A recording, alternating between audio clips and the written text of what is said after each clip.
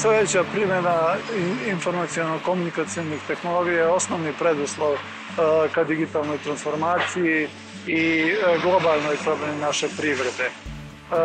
Pokazalo se da je to moguće postići samo uz sinergiju akademije, industrije i naravno same države.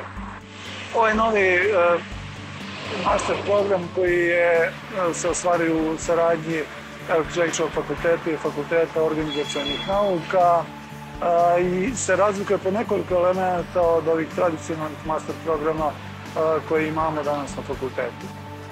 Biće podeljen u 4 modula koji će imati zajedničke predmete, obavezni za sve, ali također i po određenim modulima specifične i obavezne izborne predmete koji će pružiti velike mogućnosti studentima da biraju ono što je za njih najinteresantnije učenje da se specijalizuju.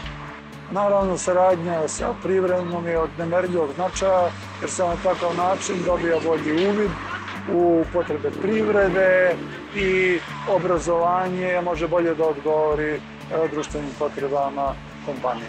U svakom slučaju, u okviru kratkotrajnih studija, polaznik bira slobodne predmete koje želi da sluša i u trajanju do 30 TSP bodova i za to dobija sertifikat koji potvrđuje da je on odslušao predmete koji su bili važni za specijalizaciju.